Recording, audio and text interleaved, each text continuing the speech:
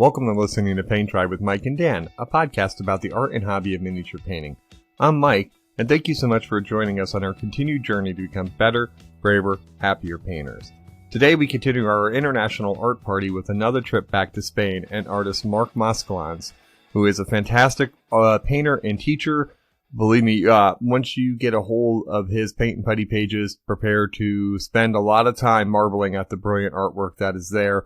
Lots of great work to get inspiration from. I know personally I've printed out several of his projects and put them on my wall so I can look at them and get kind of inspiration for different projects I am working on. A little bit of housekeeping before we get into the actual interview, though. Remember, we're going to take the month of February off. We might put out an interview or two that we already have recorded, just so you don't forget about us. But we definitely need a break and need to get some painting done. This episode would have been out a little bit early, but I actually have to tell you, I hit this stride painting over the last week and a half, and so I kind of wanted to ride that. And I hadn't really painted much in the last month because of my shoulder, and so it was really good to get back on the horse and get some painting done. So, my apologies to those who are waiting for the episode. Additionally, our next full episode will be on March, besides January 28th, which is our anniversary episode. Our next episode after that will be on March 17th, celebrating St. Patrick's Day. We will be doing an episode that is focused on Irish folklore and miniatures and painting, etc. That's going to be a lot of fun. I hope you'll be around to join us for that. So without further ado, all the way from Spain, let us introduce you to Marc Masclans. Welcome to the show. Thank you for joining us, Marc. Thanks to you for inviting. It's wonderful for us to be able to expand the U.S. painting community by including Spanish and French and other painters. So we're really excited that we have another fantastic Spanish painter on the show with us today. Thank you very much. So excited. So can you tell us our listeners a little bit how you got started in the hobby, in this crazy hobby world that we have? It was many years ago. I think I was 13 with my cousin. We just discovered during Christmas Games Workshop store, and we get into and we discover all the miniatures. And since that moment, I started to collect Warhammer. I didn't like very much playing, but still, I started with my army and all that. And one day, I think I realized that what I really like is to paint. And since that day, I don't know, I've been painting maybe every single day in my life until now that I'm 32. So I think for the last 15, 16 years. Nice. Now, what was that first army? Do you remember? I think it was Wood Elves, I think. And also, I like it because those days they were launching the first Lord of the Rings game. It was with the Fellowship of the Ring. So right. I started with Games Workshop, but with Warhammer, but also with the Lord of the Rings. I switched. So at the end, I just quit the Warhammer and started very much with the Lord of the Rings. But it was what else? Yeah. Nice. That's cool. Excellent. So in that time period, what made you decide that, hey, I want to take my painting to the next level? Yeah, it's cool because I was thinking about this last week, talking with a friend, and I think it has been always like this. It's just when I started painting, I was sharing this with my cousin, and we didn't have any rivalry with painting, but with some friends in my summer, during summer, I go to a village in the Pyrenees, and I had some friends, this summer friends, and we all paint Warhammer, and we just met, every afternoon met to paint and share our techniques. We were 14 or 15, I don't remember. And there was some kind of rivalry. It's correct, the word? Yes. Oh, yes. Yeah. And since I think I just wanted to learn or to do things better and learn new techniques. And also, I remember going to the Games Workshop store and saw some of the box of the figures painted by the staff, and they were so good for my level those days. And I really wanted just to, do like the people, the staff of the Games Workshop. And then one day I just realized about the Golden Demon and all this contest, and I saw what real painting was and how far I was from the and it was just like my how to say, stubbornness. Mm-hmm. Yep, yeah? Sure. Like I have to do this, and I think I always had this attitude. It's like I want to do it better. I want to be a better version of myself and go to a contest. If I lose, it's because of myself. I need to keep learning. This guy does better. Why? Analyzing things, and also I had the chance to learn with the best painters those days, and now Alfonso Giraldes, for example, and Jose Palomares, Albert Murato, many Spanish painters that we met. I think it was 2004, so a long time ago.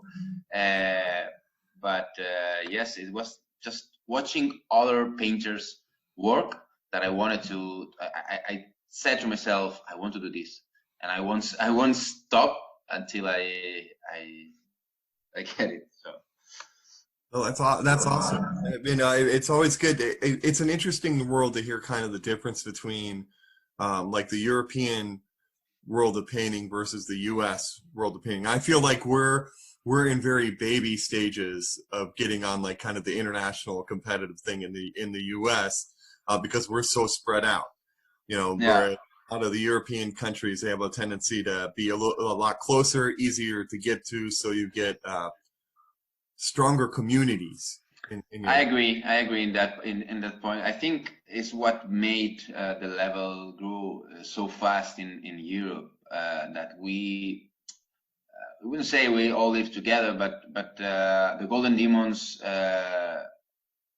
2004, 2005 were actually international. So painters from France, from Italy came to Spain, or Spanish painters go to the French Golden Demon. So it was easy that people share their techniques, and also the internet forums, like the Spanish team forum. I think it was like what do you say?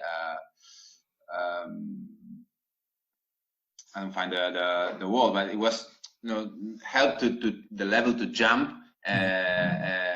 Everyone learned a lot, because it was just like a forum where you can share your figures and learn from other painters. Other painters were giving you feedback about your work, and it was I don't know how it's in United States, if there's some forums or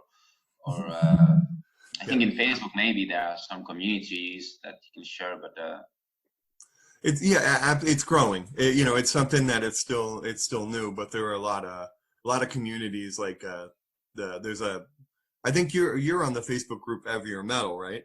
Yeah. Well, I am in many Facebook groups, but I really don't know because I do not connect very much to Facebook. Maybe more to Instagram nowadays.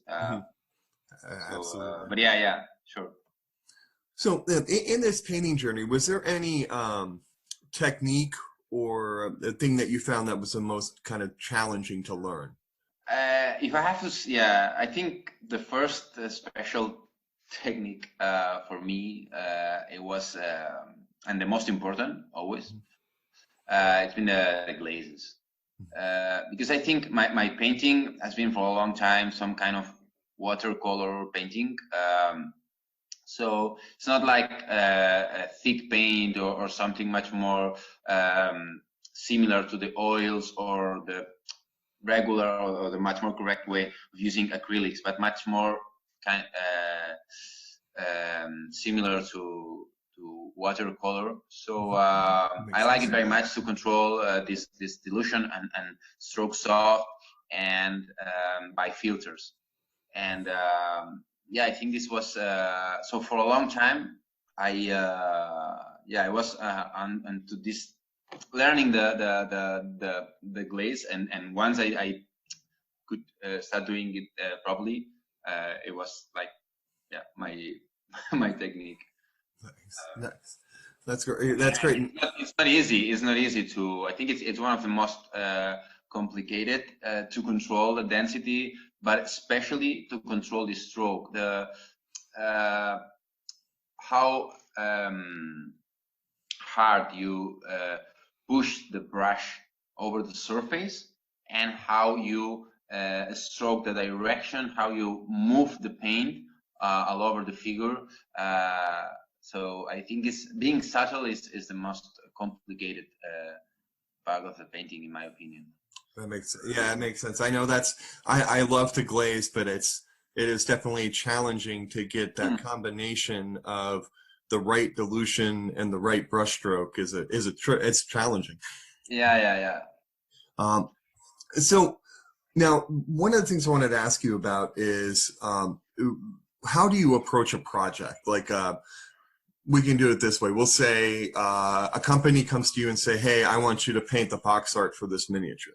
So when they hand you that miniature, kind of how does it work for you to get the project started? In general, I think it's based on if it's a box art, it's based on communication with the customer. And I like to, sometimes I am lucky that I have a concept art with a color and all that, especially if I am working with big child creatives, that we do some of the cool mini or not box arts for their games, like some side Game of Thrones, Marvel. And in this cases we have colors, so it's easy for me because it's just about copying and transport the illustration to bring the illustration to the figure.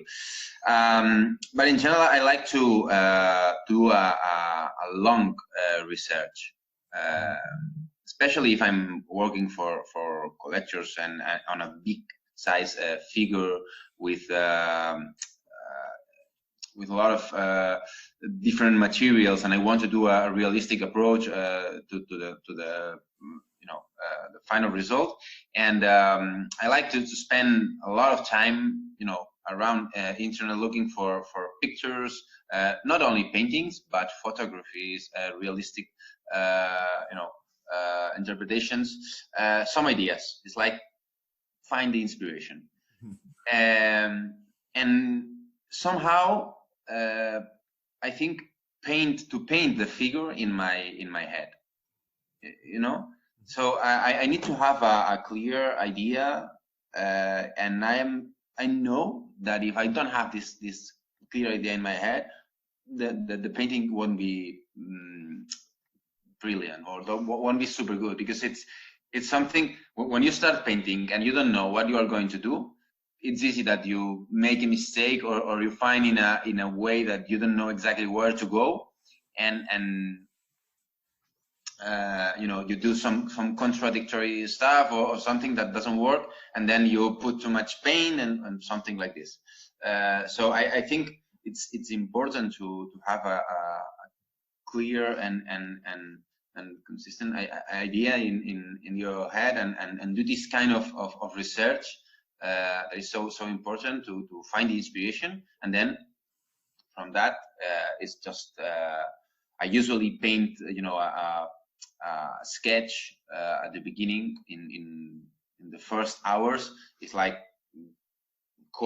place different colors on the figure, some lights, just to see something much more physical, and have this idea in 3D, not only in my head. And once I have that, it's just about doing things much more smooth and everything. So now, when you do a figure, do you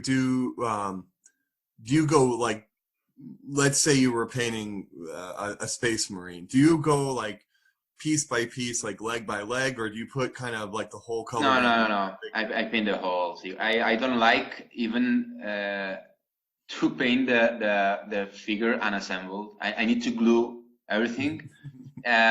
If it's something super complicated to reach with the brush, maybe I will paint it separately. But in general, in 99% of the cases, I paint all the figure glued, and I don't like to paint just one hand and then no, I need to sketch and see the general result, and then maybe I will start defining by different areas, but I will never paint one arm and not painting the other one. Right. Or at least not until the end. I start maybe one side, one part of the figure. I usually, when I don't know where to start from, I start from the feet. So it's like, okay, start from the base and then build, and the face, it has to be the last part. And okay, so you're like me then. I'm that same mindset that I always do faces last, because that's kind of. I think it's better. Yeah. For me, it's better because it's the best part, and I like to save it for the.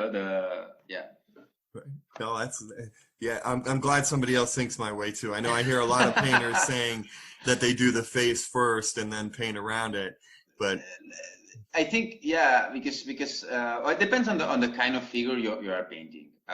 Because sometimes, for example, if the face is the most important part, it's a bust, and the rest you want to do, for example, a focus light, very frame on the face, so you want to leave all the rest of the figure almost in shadow. Maybe it's better to start from the face, because if that's just that part that is going to be detailed, and but in most of the situations, in 75 millimeter figures or something like that, face something that I save for the final steps. Now, do you have a scale preference? Scale.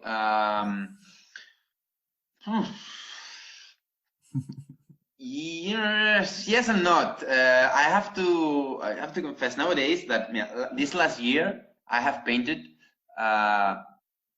It's not. I counted about 100 figures. Okay. Maybe there are 50, 28. All of them are box arts or collectors. And so it's a lot of miniatures a week. And what I realized is that I couldn't do this if I didn't have all the scales. Why is that? Because painting 28 millimeters, it's something very funny and easy for me, and it helps me to escape from, for example, big busts are super exhausting in terms of time, but also the surface are bigger. So what happens is that, struggling thinking about the texture and all that, and maybe the 28 millimeters change very much. It's like I'm painting this kind of figure, and I want to change the scale because it helps me to disconnect. It's a still figure, still painting, but what happened with 28 millimeters, that they are so tiny and detailed. So my eyes at the end, I don't know what so maybe I prefer a 75 to compensate. So at the end, what happens is that I like to have all these scales because not to getting tired of any of them. If you always do the same, at the end it's boring but if I have to give you an answer, I would say probably it's a boost. 112 maybe. Mm-hmm. Yeah, good sizes. Yeah, no, absolutely. And that's I went from the kind of only painting like kind of the Warhammer size to I skipped up, and when I first saw 54 millimeter, and I'm like, ooh, I like that. And now I'm kind of like, I'm getting into that. I'm like, ooh, there's so much you can do with a 75 millimeter figure that you can't do on a smaller figure. And I'm still working my way into busts. Busts are a little intimidating. I think sometimes it happens that when you have to face a big figure, it's much more difficult to work because of the detail you have to draw. On the 28 millimeters, it's just about painting what's already sculpted, but on the biggest figures, you have to go beyond and add something, create texture and invent some volumes, draw some parts that, because the scale allows you to do that. So I think it's much more, and also the light, everything is much more complicated. But it's a good training and challenge to learn. So now, recently, or I'm not sure how long ago, but I know that you've been doing some teaching, and I wanted to. What got you into teaching? Why did you want to start teaching miniatures, painting miniatures?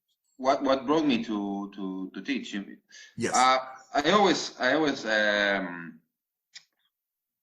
felt that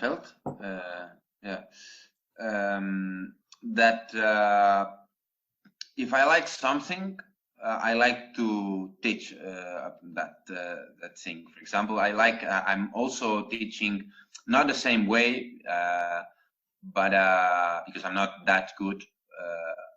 I'm teaching karate, martial arts, and self-defense. Well, not nowadays because of the situation, but I've done that, and I like it very, very, very much. It's my other big passion. I also I studied philosophy on the university.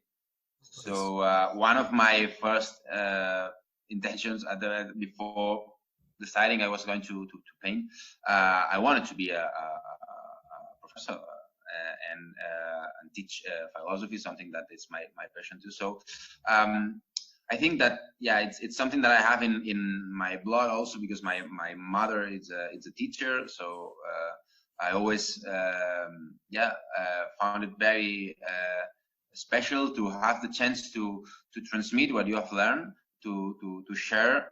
In this case, it's my job, but it's something that I like, because I had some people that helped me and taught me to do things, and having the chance to share with people that loves the same way what you love. It's I mean, and traveling around the world, it's super crazy. I'm a super privileged guy with that, I think. So I like very much teaching, and it's something that I have in my blood. I don't know.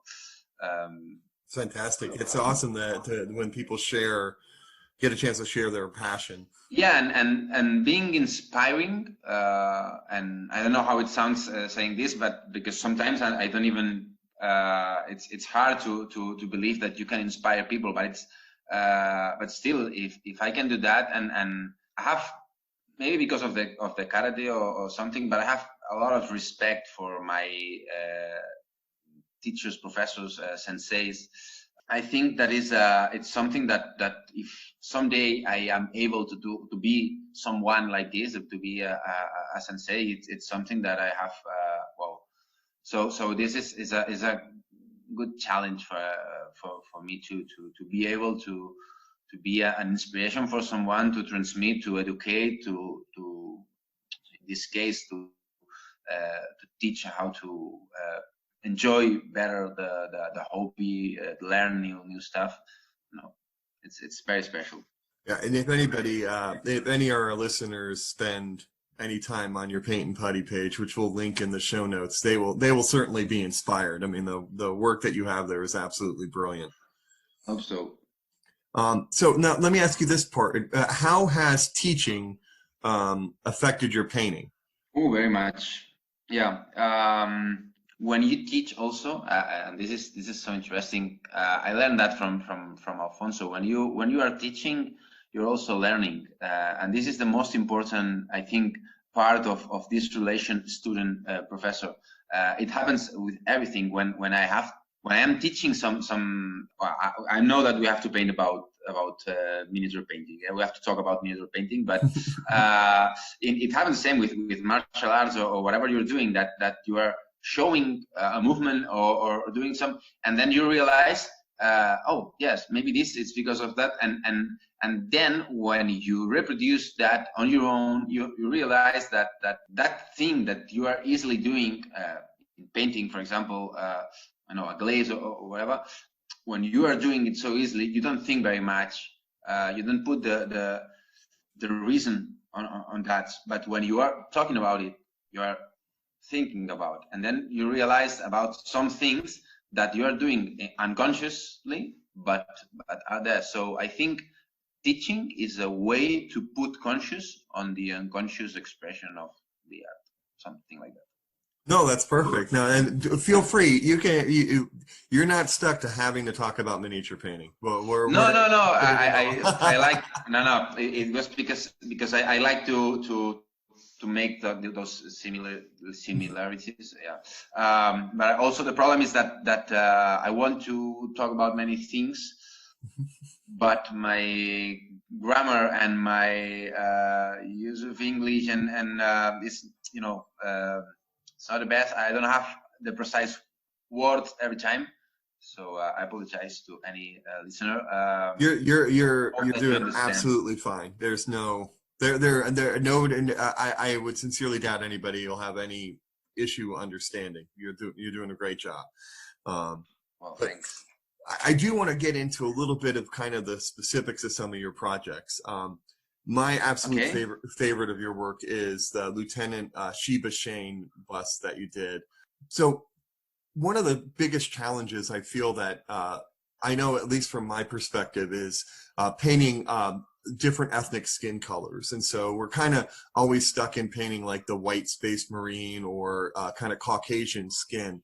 How did you approach that miniature? Because I like I told you before the conversation we started recording. I actually have printed that one out, several of the pictures that you have from Paint and Putty, and put it on my wall as inspiration. And so can you talk a bit about how you approached that miniature or that bust? Yeah, I think, well, in this, you mean the black woman with the laser we are talking about? Okay. Yeah, because sometimes about the figures I paint in my head, they have another name, yeah. In this case, we talk about the figure with Fernando Ruiz, who is the owner of Fair Miniatures, and he's a good friend, and we always like to discuss about the color choice and all that. But considering apart in this case, talking about the skin tone, it's just what I told you before. It's this research about, well, I looked for many different pictures, looking for different inspirations of tones and light sources, finding even for because now I'm looking at the figure, the dream light on the side in purple. All this I got this inspiration from a figure by Arnau Lázaro. So I think it's what I told you before. It's doing this research, and once that, for example, to represent this kind of a skin, and it works the same for any other material, you have to understand what makes that texture different or special. It's like how, for example, is a black skin, and it's, say, for example, it's very shiny. It's okay. It's much more dark, but then on the shines it's much more intense. So you have to put a strong contrast in a narrow space. Yeah, and also before the strong light. In this case, talking about the black skin, and also, for example, the lips have a specific tone of red, a bit different from the white color of skin. Or so. In this case, what I did, I think I have some step by step of this figure. Yeah. I posted some step by step. So what I do is exactly that, is to create, in this case, to create a strong contrast. You can find, actually later I will send you the pictures. I know that we have to explain this on the podcast, but sometimes an image it's much more useful to explain these ideas. And I'll share. We'll put like when we post the episode, I'll put it in the show notes and like a link to the show notes, and then we'll typically when we post an episode, we don't use our logo. We use like an artist's image to advertise the artist, and so we could use like, you know, you can share it. Perfect. So just that this is sketching, trying to understand what makes the black skin look like black skin, and once understood these concepts, it's important to be a bit more aggressive every time you want to achieve these extreme results. The painting has to be much more intentional in terms of contrast, in terms of color. Because if we paint shy with no decision, sometimes it's very difficult that we reach this result, because we are moving so slow, and we don't understand that for example, in terms of color, instead of painting with a dark tone the skin and then add much more white or yellow or whatever to reach the light, it's important, or it's much more important, to place like the bright color, the middle tone, and then the shadow, and then blend together, you know. So put every color on its place, and then blend it, assemble. And for this kind of extreme effect, especially with the skins, it's very useful. Now these days I'm reading a book that was done by Kirill Kanaev, talking about the way he's painting skins and all that, and it's so interesting. I recommend very much this book. That's the 400 pager, right? It's a big book. It's huge, but there's a lot of super interesting information in terms of painting, advanced concepts and ideas. The book is by AK. Yeah. And it's super interesting that the way he shows how to place the different colors and how he approached to effect, because he knows exactly what he's going to do. It's what I said, that has to be much more direct and intentional if you want to achieve an extreme result. If you move shy or with doubts, it's much more complicated.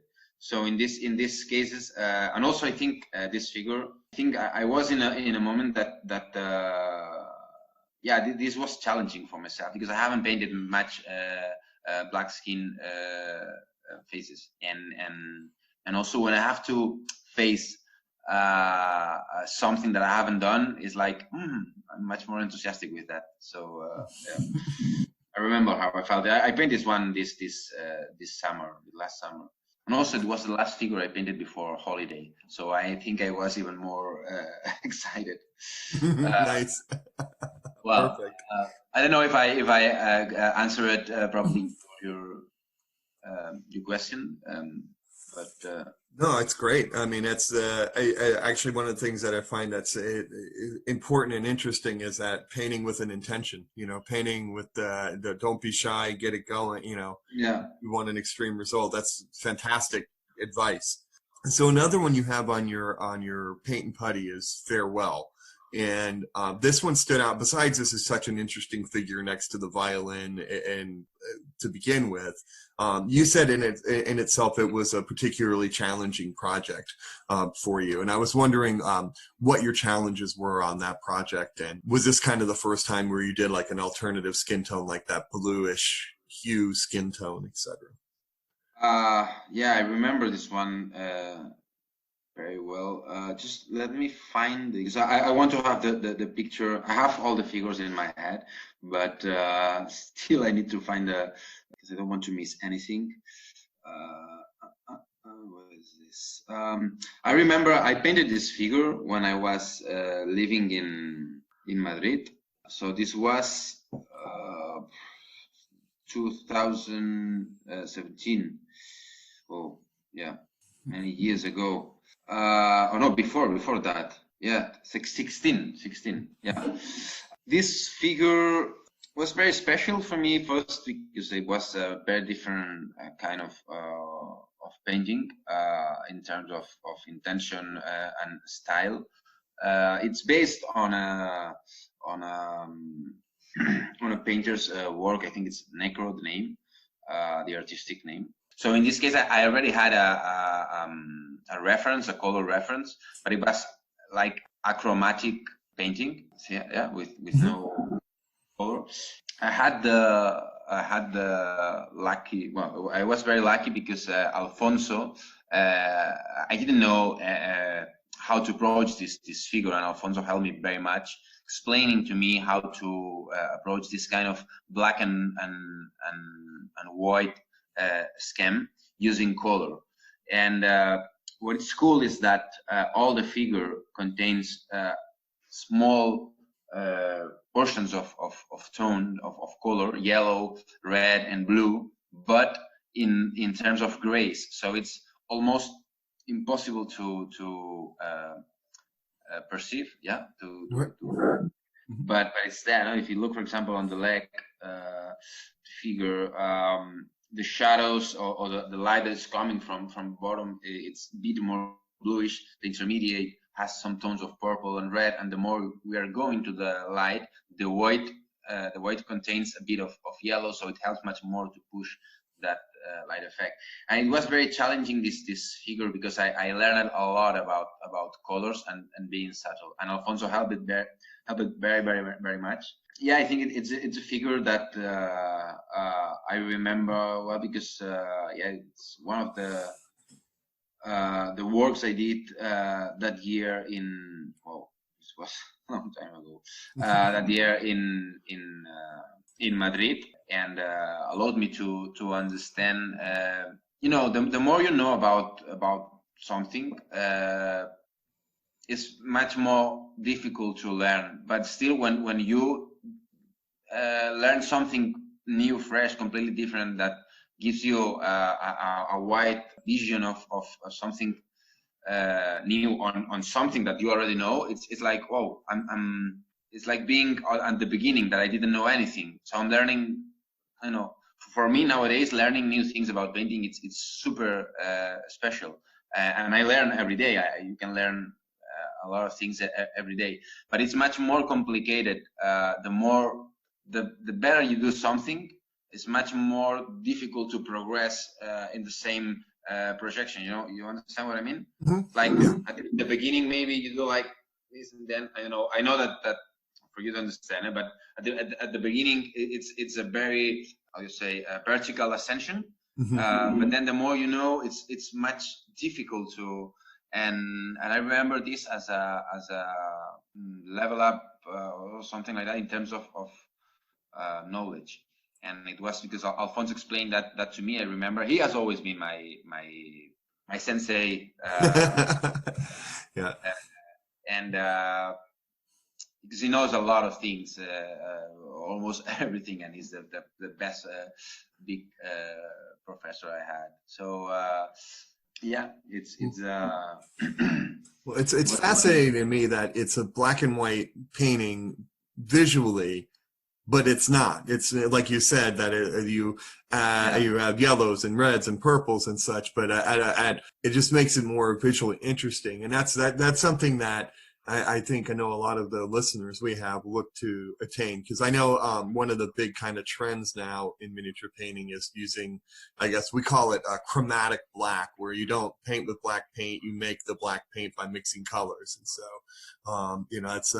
it's very interesting to hear that works both ways with lights and shadow, And it's something that if you find the picture, and you with Photoshop, you go there and click in the color, and you want to see every color, every kind of gray, and you will see that there's a lot of tone on every gray, black, and white, and on the figure.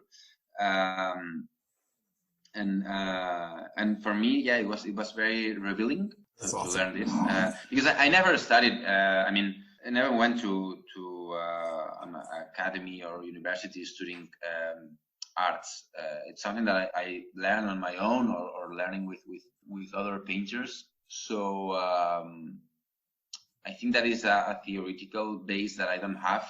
But Alfonso, for example, he does, and helps me very much to realize about some ideas that, as I said before, you can do it unconscious, but then when you get the explanation on that, is, oh, okay, I was doing that, I didn't know, and it's because of this. Okay, I now I understand. Oh, it's a very special and a weird sensation. Yeah. That's great. And it's one of those things that I've been, I don't have an art background either, but I'm finding it a lot of fun. Even when I'm stuck painting and I can't really move forward, just throwing paints on a palette and taking a piece of paper and goofing off with them and seeing how they interact and stuff kind of helps too, you know. So it's interesting to hear that somebody with so much more experience also kind of is still also learning how to understand colors as well. It's awesome. It's refreshing.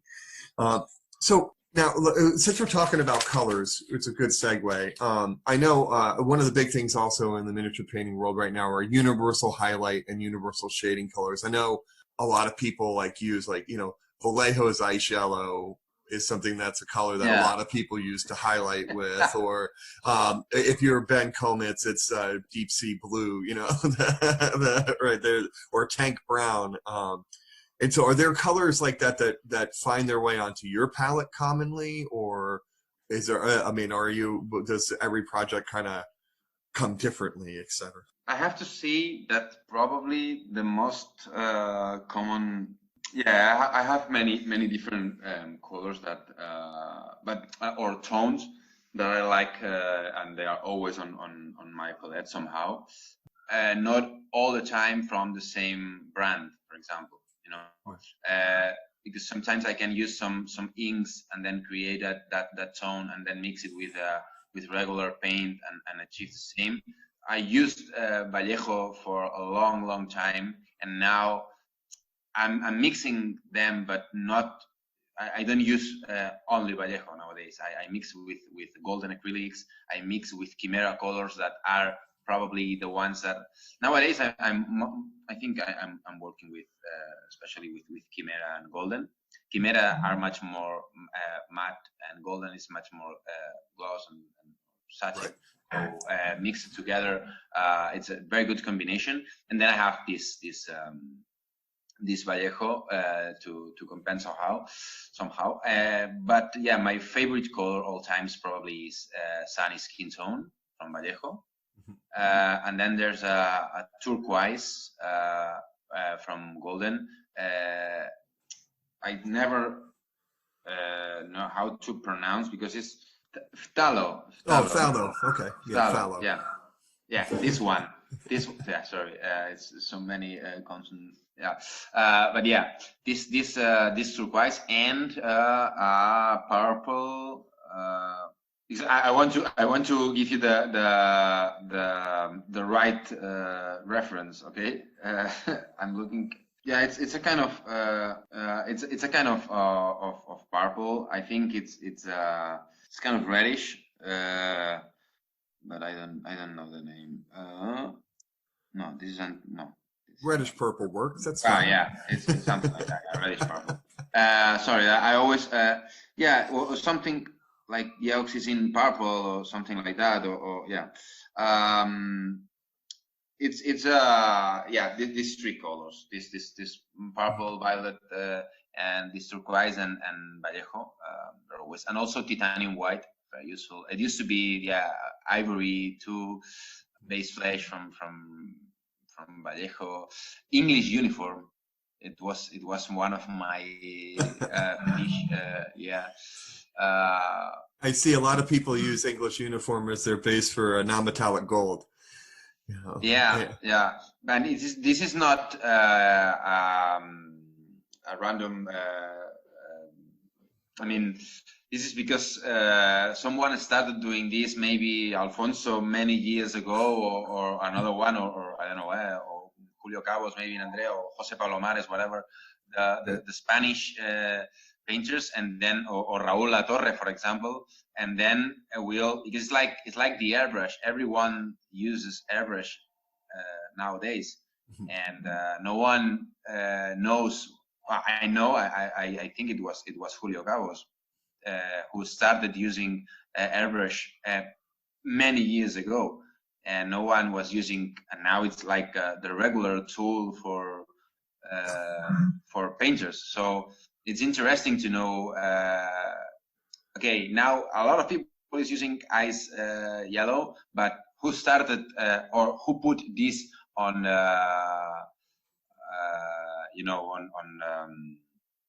how do you say, on fashion? Right. It's it's interesting too, because like when I started back 5 years ago into painting, there was still the mentality, at least here in the US, that airbrushing was kind of like cheating and it wasn't real painting. And so, and just in that 5 years, it's completely gone. That mentality's gone. Everybody uses an airbrush here now too. So it's but this expression is kind of stupid in terms of that there are no cheating when you are painting. So it's like if you don't blend with a brush, you're cheating. If the result is fine. The thing is that a blend done by airbrush, if you don't have the expression of the brush stroke, for me, Marc Masclans, in my opinion and my taste, is much more boring, because I like to see the brush strokes, but this is something, an aesthetic and personal opinion. Right. You have to paint something and you want to achieve like a spray effect or something, do it with airbrush, but it will be much more natural. So I think everything is just another tool, and you have to understand when and where to use it, and combine with the brush. It could be done everything by brush, yes, but sometimes airbrush saves a lot of time. Others allows you to achieve a specific result that is much more complicated to do with the brush. So why not to use it? But yeah, I remember this is cheating because you're using airbrush. Well, if it works, if it looks nice, it's just painting, Yeah, right, exactly. It's just painting. But I like working the brush strokes after I have the base coat and the directions and stuff. I don't know. That's like you said, it's a personal preference. It's a tool. Perfect. So one of the questions I like to ask our interviewees, is that is there a miniature or a bust that you would like to see made that hasn't been made yet? And for me, I always give the example of Stephen King's Dark Tower series. I'd like to see miniatures for that made. Is there anything that you want to see made or curious about? Yes, I think so.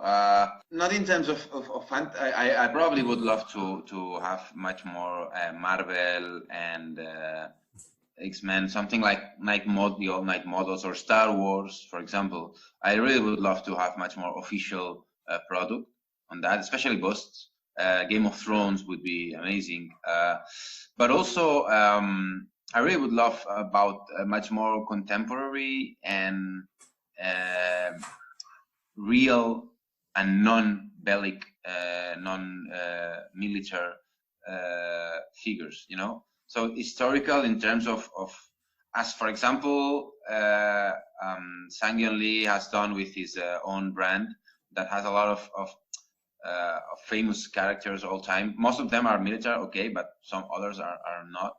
And I think it's very it would be very interesting to see this kind of miniatures. So like a presidential line or something along those lines, you know, something that's or non-military. football players or sports, or something. Yeah, I don't know. But I would say, yeah, something much more. And there are some sculptors nowadays that are doing much more kind of modern or non-fantasy and military figures that I think is much more interesting and easily to show to people that does not know about miniature painting. I think the problem we have, and it's my personal opinion again, a lot of fantasy, a lot of military, but there are a lot of interesting figures that they already are on miniature, but universe is much more.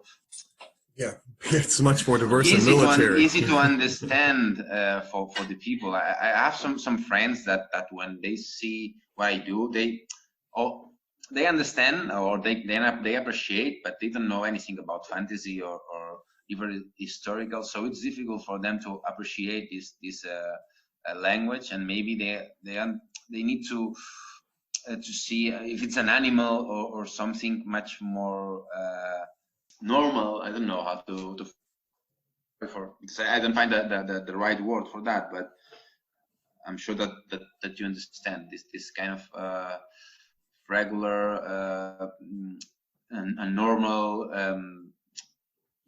situations, citizens doing something, you know. I think that there's a wide way to explore in terms of brands and aesthetics in miniature, and I think I would like to see this, or something much more artistic, but not in terms of orgs or magical stuff. Not because I don't like them, because it's what I like, but I don't know, just to see something different, you know. And, you know, it's kind of funny to think of the word orc and artistic in the same sentence, you know. It just yeah, well, yeah.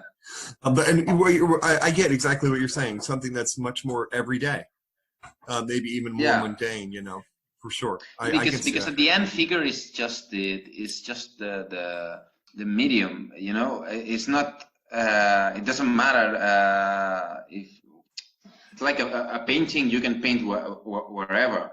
Okay. So in figures, I think that we can do many more things than not just the original metal soldiers or the fantasy miniatures for board games, you know, which is the origin. Nowadays, a lot of companies are moving on that direction, and I think that we will see much more of that, especially with the digital sculpture that now allows to do everything, and you can go on internet and see crazy things that also can be printed. That is, for me, I with technology, I am like a dinosaur. I think, and I'm just 32, but I am not updated. So when I see this, it's like, oh my God, this machine can print this figure, and it's amazing the result. No, I'm the same way. My co-host has a 3D printer, but I don't. I'm like, no, I'll let somebody else print. I'll stay in my Stone Age. So one of the questions that we like to end on is that our motto for the podcast is better, braver, happier. And I was wondering if you had any last bits of advice for our listeners as they continue their painting journeys. Yeah, well, considering what your words, I couldn't be more agree with that. But yes, I think that in every part, I'm anyone to talk about how people must live their life. But I mean, I'm not any therapist or guru or something. But I think that yes, in terms of hobbies and something, if you want to do something good, you need to enjoy. You need to find a motivation. You need to find challenges. Something that is like okay, I try to be better as a person or whatever, or my challenge, if I play the guitar this month is to learn to play this song. And this is something that helps us very much in our life, because if we don't have a purpose, if we don't have an intention, it's a life that is much more difficult to live, I think. And in these days that we are having a lot of headaches with the situation, or living hard times, many people that losing their job or whatever. I think that if we do something for our pleasure, we just we have to do it that way, and try to do every moment what makes us happier. If it makes you happier, be a better painter. Okay, work hard on that, but don't think about what other people.